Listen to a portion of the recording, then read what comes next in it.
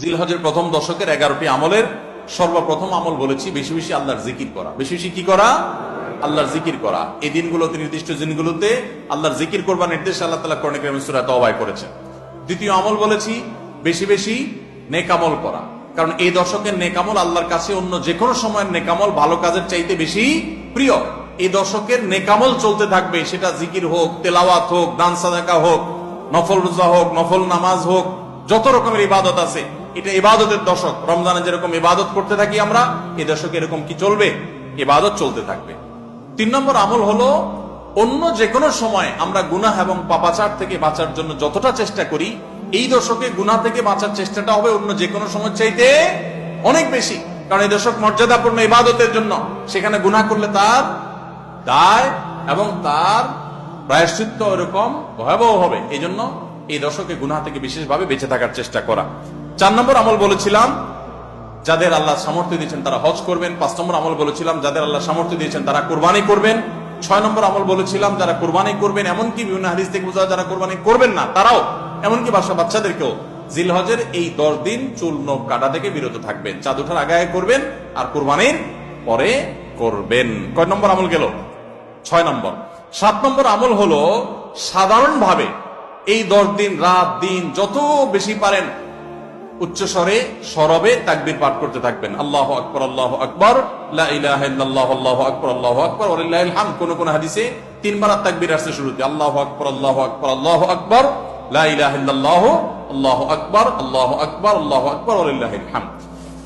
আর 8 নম্বর আমল হলো এই তাকবীরটাই বিশেষ সময়ে, বিশেষ দিনে, বিশেষ সময়ে পড়া। সেটা কিভাবে? জিলহজ মাসের 9 তারিখ ফজরের পর থেকে নিয়ে জিলহজের 13 তারিখ আসরের নামাজ পর্যন্ত প্রত্যেক নামাজের পরে নারী পুরুষ সবাই এই তাকবীর নামাজের পরে একবার করে পাঠ করা। এটা হলো বিশেষ সময়, তাকবীরে মুকাইয়াদ বলা হয় এটাকে, স্পেশাল। এটা 8 নম্বর আমল। 9 নম্বর আমল হলো জিলহজের 1 থেকে 9 তারিখ পর্যন্ত এই সব দিনগুলোতে নফল রোজা রাখা মুস্তাহাব। 10 নম্বর আমল হলো জিলহজের 9 তারিখ আরাফার দিনে রোজা রাখা আলাদা স্পেশাল সওয়াবের কাজ। 1 বছর আগের এবং 1 বছর অগ্রিম পরের গুনাহ মাফ আল্লাহ তাআলা করে দেন। অর্থাৎ সগীরা ছোট গুনাহ আল্লাহ তাআলা মাফ করে দেন, বড় গুনাহ থেকে তওবা করলে সেগুলো মাফ পাওয়া যাবে। আর 11 নম্বর আমল হলো যে ঈদের দিনে যত সুন্নাহ আছে সব সুন্নাহগুলো সঠিকভাবে পালন করব। আল্লাহ রাব্বুল আলামিন আমাদের সবাইকে জিলহজের এই 10 দিনের ফজিলত এবং মর্যাদা প্রতি মুহূর্তে স্মরণ করার তৌফিক দান করুন। এই দশক যে মর্যাদার দশক যায়, ফজিলতের দশক যায়, ইবাদতের দশক যায়, জিকিরের দশক যায়, তাকবীরের দশক যায়, নফল রোজার দশক যায়, ধারণাই নাই আমাদের, মনেই থাকে না। অনেক মানুষ আছে জিজ্ঞেস করলে ভাই তার হাবভাব দেখলে রুটিনের ভিতরে কোনো পরিবর্তন নাই। অন্য সময় ফজরে গাফলতি, এই দশকেও গাফলতি। আরে ভাই রমজান মাসে তো মানুষ বেনামাজিও নামাজ পড়ে, মাশাআল্লাহ, ঠিক না ভাই? ঠিক। যে লোক বখিল সেও টুকটাক দান করে, যে কখনো মসজিদে আসে না সেও মসজিদে আসে, যে কোরআন ছুঁয়ে দেখে না সেও একটু কোরআন ছোঁয়, কারণ রমজান ইবাদতের মৌসুম চলছে।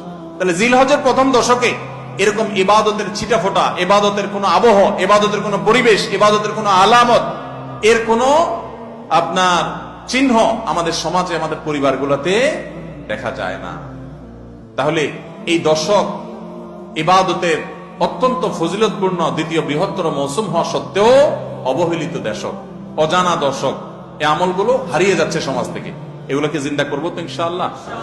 আমরা সবাই এক একজন যার যার দায়িত্বে কমপক্ষে 5 জন মানুষকে আমরা সচেতন করবো ইনশাআল্লাহ। ঠিক আছে তো ইনশাআল্লাহ ভাই? এই বিষয়গুলো আমরা অন্যদের মাঝে শেয়ার করব।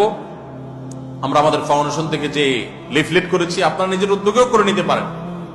আপনারা চাইলে আমাদের ফাউন্ডেশনের যে কেউ গেলে যতগুলো কপি লাগে আপনারা নিয়ে নিতে পারবেন। আপনার মসজিদগুলোতে আপনারা বিতরণ করবেন, রাস্তা রাস্তা দোকানে দোকানে হেঁটে হেঁটে মানুষকে হ্যান্ডবিল দিবেন এবং মানুষকে বলবেন ভাই একটু পড়ে দেখবেন এবং আমল করবেন। যদি আমরা এই আমলটা সমাজে চালু করতে পারি আমরা সাকসেস ইনশাআল্লাহ। চেষ্টা করা যাবে তো ইনশাআল্লাহ। প্রত্যেকে যার যার মহল্লায় অলিতে গলিতে তাকবীরের ধ্বনি চালায় রাখবেন এবং তাকবীরের ধ্বনি শুরু করবেন, এবং যুবকরা প্ল্যান করে করে তাকবীর পাঠ করবেন। আবার তাকবীরের নাম দিয়ে মানুষকে ডিস্টার্ব করেন না। মিছিল করতে করতে আল্লাহু আকবার, আল্লাহু আকবার দিতে গেলেন, মানুষ মোবাইলে কথা বলতে পারলো না, এই ডিস্টার্ব আবার করা যাবে না, খবরদার। ইসলাম আমাদেরকে ব্যালেন্স শিক্ষা দিয়েছে, কোনো আমল করতে গিয়ে কাউকে কষ্ট দেওয়া যাবে না। সবাই চেষ্টা করবো তো ইনশাআল্লাহ। আল্লাহ তাআলা আমাদের সবাইকে আমলের তৌফিক দান করুন। জাযাকুমুল্লাহ খাইর ওয়া আখিরু দাওয়ানা আলহামদুলিল্লাহি রাব্বিল আলামিন।